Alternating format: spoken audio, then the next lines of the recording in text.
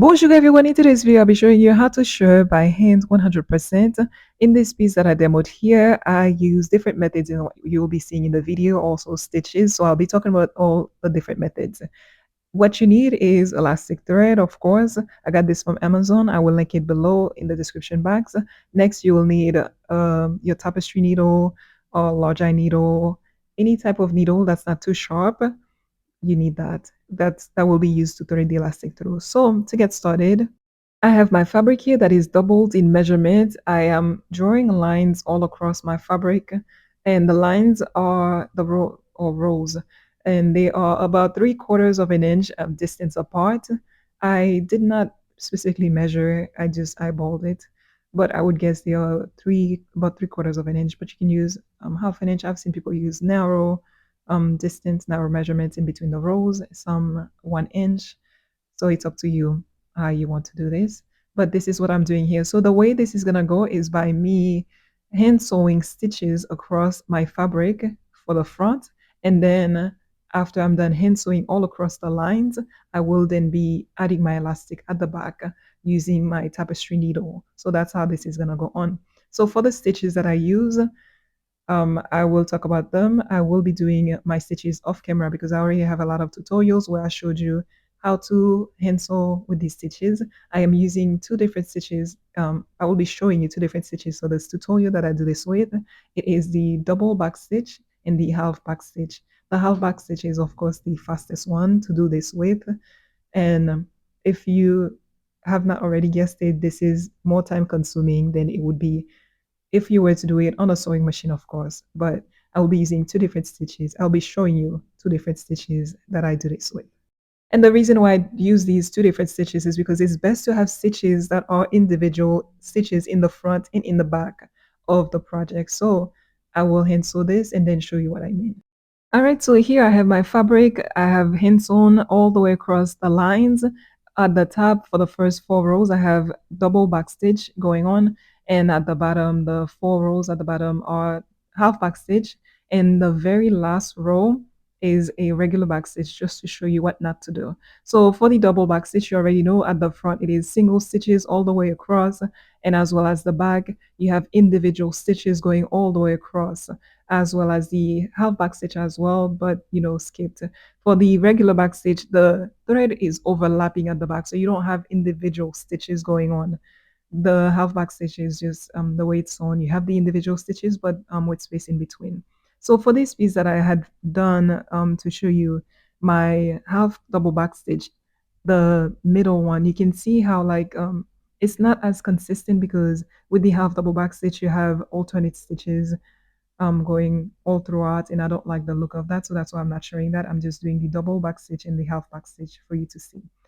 All right, so for the first method, this is the method I'll be showing you in this video. That's the method I'm talking about. I have my elastic thread and fabric. So I determine how much I want my fabric to shrink. And I determined that I want it to shrink by half of what it is now. So you would measure your fabric, you measure the width of what you have, and you measure the half point that you want it to come to. And so I measure my half point here that I'm planning for my fabric to shrink to after I'm done shirring it. That should be the measurement that I get. So it will be half of the measurement of my line. That's what it will be. So that is the first method where I will be using my tape measure on my first line to help me determine where to end my elastic. So for the second method, it is longer, it is more complicated, it takes more thread, but it is more precise if you want to focus on the measurement, make sure you have a specific measurement. So this is what I did for my blue piece here. I measured the length of my line that I sewed, and then I added just a bit of piece, just a little bit to it, and put it in my needle, and then thread through my back, and I make sure everything hangs to the same measurement. So I had 9 pieces of thread, and I just make sure they all came to the same measurement. And then when I pull everything to shrink my fabric, I make sure after I pull it, it all comes to the same measurement. So that is a much longer method. It takes more time, it takes more fabric. You can see the thread in more thread, the thread that's hanging, it's all waste. And then, not to mention, to tie it off, you have to rethread your needle and then tie it. So this is not the method I'll be showing you in this video because it just takes more time. It takes more elastic thread. So I will be showing you the easier method. All right, so I have my tapestry needle. I am going to thread it I'm threading my elastic thread through by using my threader that came into this kit. So that's what you see me doing here, just pulling my elastic thread through the eye of the needle. So this needle that I have here, it is a very sharp needle. I did not realize that. I went back to using my other needle that I use for the blue piece. But yeah, you do not want to use a sharp needle because that will make things very difficult for you. And this is supposed to be the easy part, threading the elastic through. So to get started with the shirring, I am going to put my needle through. That would be my ending stitch here at the back. It looks like my starting stitch, but it is my ending stitch that I ended at from the front. So I am going to tie the tail of my thread to that stitch.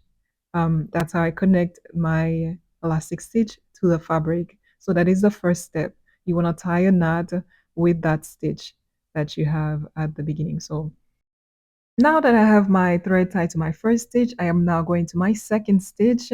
That's where I'm starting. And then my third stitch. I normally go through multiple stitches at once because of speed. It makes it faster. But really, going through individual stitches is better because trying to make it faster by going through multiple stitches, it can lead to your elastic thread thinning out in some places. And that is not something that you want. You want to make sure your work is secure. So um, if you know how to do it by going through multiple stitches, that's fine. But individual stitches work fine. It's not that daunting of a task to do. So I did realize my needle tip was sharp. So I tried to use the eye of my needle here. And that was just too much struggle. So I did end up switching my needle out for something where the tip of my needle was more smooth. And just like I did for my blue piece, it just makes everything so smooth. I feel like this is a fun process. And if you do use a sharp needle to do this, it's not going to be fun for you to do.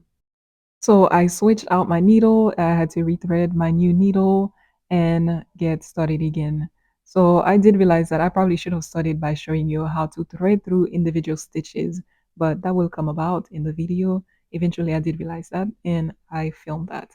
So I am back to threading my needle through or weaving the needle through my stitches, and I go through multiple stitches at once because it makes it faster. But like I said, it's a risk that you're taking by doing this, so it's up to you. But yeah, I as you can see, I have a whole lot of lines to go through. So but hand sewing is not about speed, it is about um enjoying the art of hand sewing.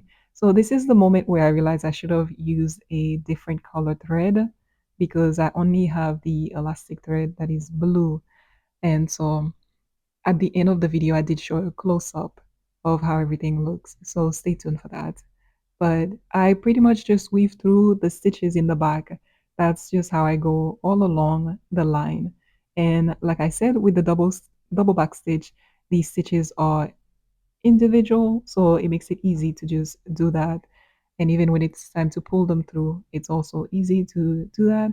That's why I like that stitch. And it is a strong stitch, so I think it's secure overall. But I hope with me doing the multiple stitches, you get the point of how to do this. But I will be showing you how to do them within the how to weave through individual stitches. So it's pretty simple.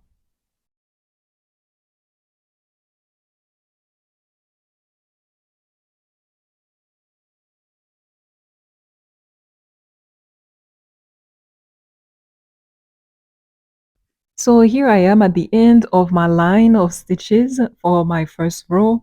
And so it's time to pull now. So that's what I'm gonna do. And I'm gonna pull until it comes close to what I want my halfway point to be. Like I measured, I want it to be half to shrink it by half.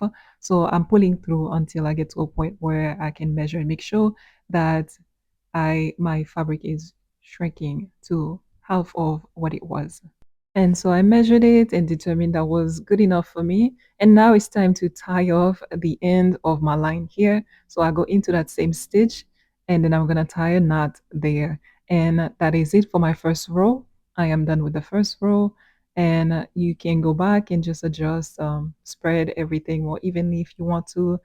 But that is it for the first row. Next, I went ahead and cut my thread off, and I am ready for my second row to get started. I did get a knot. That's why you don't want your thread to be too long because it can cause knots, and also me doing it through double or multiple stitches that also cause an issue. So I am just going to use the knot to start my second row with. And of course, we start the row by tying it, tying the thread tail to that first stitch. And you can tie your tail once or twice. I did it once in some of my rows, but twice is always going to be more secure. So this is me doing the sped up one again. I'm doing it with speed. And I am going to show you how I do the individual stitches, weaving it through individual stitches. All right, just like so, it is pretty easy. It's supposed to be a fun process. In my opinion, I think it's a fun process. But sometimes I just like to speed things up, especially when you look at how many rows you have to do.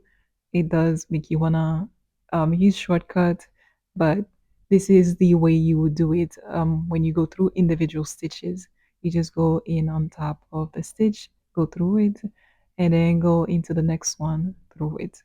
So that's how you would do it with individual stitches. You're not taking any risk by having your elastic thread thinning out from all the frictions of going through multiple stitches. It is just safe and easy to do it that way.